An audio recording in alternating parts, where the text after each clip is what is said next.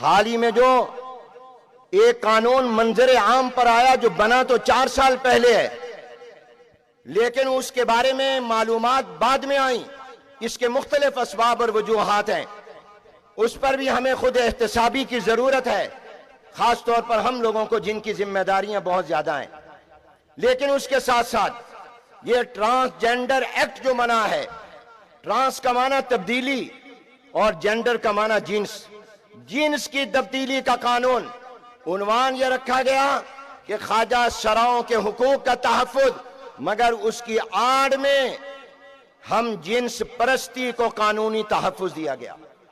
مرد مرد سے، عورت سے شادی کر سکتے ہیں، اور میں ایک عرصے سے علماء کی مجلس میں یہ بیان کرتا ہوں کہ 1961 اور 62 میں حضرت مولانا شمس الحق صاحب افغانی رحمت اللہ علیہ نے خیر المدارس ملتان میں وفاق المدارس العربیہ پاکستان کی مجلس شورا کے اجلاس میں، جس میں اس وقت کے بڑے بڑے اکابر موجود تھے، حضرت مولانا محمد یوسف صاحب بنوری رحمت اللہ علیہ، میرے جد امجد مولانا خیر محمد صاحب رحمت اللہ علیہ، مفکر اسلام حضرت مولانا مفتی محمود رحمت اللہ علیہ، بڑے بڑے اکابر تھے، تو انہوں نے کہا تھا علماء کرام، آپ کو میں آنے والے دور کا چیلنج بتانا چاہتا ہوں۔ آپ کے لیے چیلنج عیسائیت نہیں ہے، آپ کے لیے چیلنج یہودیت نہیں ہے۔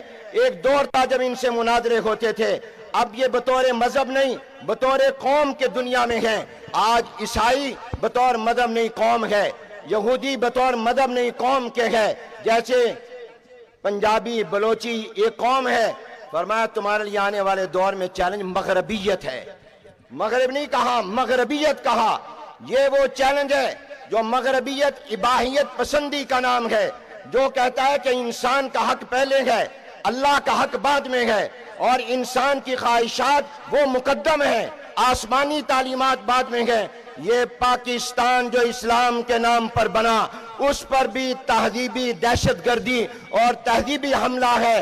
میں آج آپ سے درخواست کرنا چاہوں گا کہ آپ ٹرانسجنڈر ایکٹ کے بارے میں پورے ملک میں بینر لگائیں، آویزاں کریں، پینا فلیکس لگائیں۔ قرآن و سنت کے خلاف قانون نامنظور، شریعت کے خلاف قانون نامنظور، اور ہمیں اپنے خاندانی نظام کے خلاف قانون نامنظور، اس کو مہم اور تحریک بنائیں۔ اور تیسرا یہ ہے کہ اس قانون کو مسلم لیگ نون نے بھی پاس کیا، پیپلز پارٹی نے بھی کیا، تحریک انصاف نے بھی کیا، ان کے تمام ایم این اے کے پاس آج میں آپ سے یہ درخواست کر رہا ہوں اس امید کے ساتھ کہ آپ اس فقیر کی آواز پر توجہ دیں گے۔ آپ جانے کے بعد اپنے اپنے حلقوں کے ایم این اے کو ملیں، سینیٹر کو ملیں، اپنا احتجاج ریکارڈ کروائیں اور ان کو کہیں ہم نے تمہیں ووٹ یا ہمارے علاقے نے ووٹ اس لیے نہیں دیا تھا کہ تم اسلام کے خلاف قانون پاس کرو، تم نے ہمارے مینڈیٹ کی توہین کی ہے۔ آئندہ الیکشن میں ہم سے ووٹ مت مانگنے آنا، پہلے اس قانون کو ختم کرواؤ۔ آپ نے اپنے اپنے حلقے کے ایم این اے، سینیٹر، ممبران پارلیمنٹ کو جا کر اپنا احتجاج ریکارڈ کروانا ہے۔ کروائیں گے کہ نہیں کروائیں گے؟ یہ آپ کا اور میرا دینی اور ایمانی فریضہ ہے۔ آپ کو وہ حدیث پیش نظر رہنی چاہیے، بستی کو تباہ کیا گیا، عذاب آیا، فرشتوں نے کہا اللہ ایک بندہ تیرا نیک بھی ہے، اب آنکھ جھپکنے کے برابر کبھی گناہ نہیں کیا ہے، اس کو بھی برباد کر دیں۔ فرمایا اس کا رنگ نہیں بدلا تھا، اس کے چہرے کا رنگ بھی متغیر نہیں ہوا تھا، بغاوت کو دیکھ کر، گناہوں کو دیکھ کر اس کو بھی تباہ برباد کر دو۔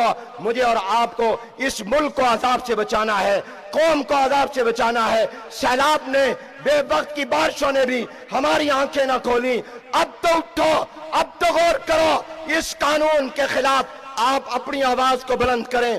اور میں آپ سے درخواست کروں گا، خاص طور پر پنڈی اسلام آباد کے علماء سے، آج ہم نے اجلاس بھی کیا ہے، ہم باقاعدہ ایسے ساتھی مقرر کریں گے جو اپنی نظر رکھیں گے قومی اسمبلی پر، سینٹ پر، اس کی قائمہ کمیٹیوں پر کہ کون سا بل آ رہا ہے، کون سا قانون آ رہا ہے جو شریعت کے خلاف ہو، بجائے اس کے کہ وہ بن جائے پھر ہم احتجاج کے لیے نکلیں۔ ہم نے آئندہ اس کو بننے سے روکنا ہے۔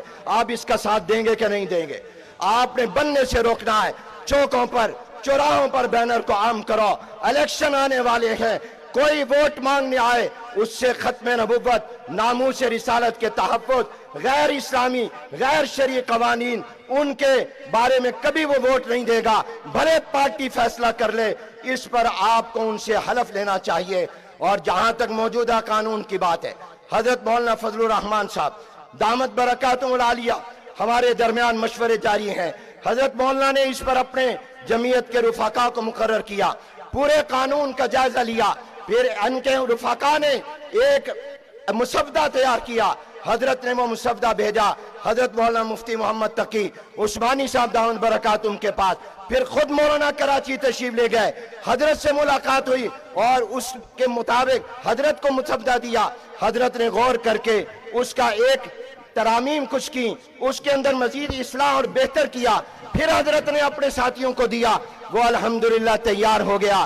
میں یہ بات آپ کے سامنے ریکارڈ پر لانا چاہتا ہوں کہ اس قانون کا خاتمہ وفاقی شرعی عدالت کے ذریعے نہیں ہوگا، یہ پارلیمنٹ کے ذریعے ہوگا۔ وفاقی شرعی عدالت معاملات کو لمبا کرتی ہے، لٹکاتی ہے، سود کے خلاف اس نے لٹکایا ہے، اس لیے شرعی عدالت میں صرف انحصار کرنا یہ ہمارے لیے ٹھیک نہیں ہوگا۔ ہمیں پارلیمنٹ موجود ہے، پارلیمنٹ زندہ ہے، ہمیں اسی پارلیمنٹ میں یہ بل لانا ہے اور حضرت مولانا لا چکے ہیں۔ مجھے امید ہے کہ پورا ملک آپ کی پشت پر ہوگا اور انشاءاللہ ایوانوں میں جمعیت یہ جنگ لڑے گی، باہر آپ لڑیں گے۔ ہم نے اس قانون کو بھی ختم کروانا ہے۔ اور آج ایک بات کہہ دوں، یہ پارلیمنٹ جتنے بھی شریعت کے خلاف قانون منظور کر چکی یا کر رہی ہے یا کرے گی بیرونی دباؤ پر، ہم اس کو پاؤں کی نوک پر رکھیں گے۔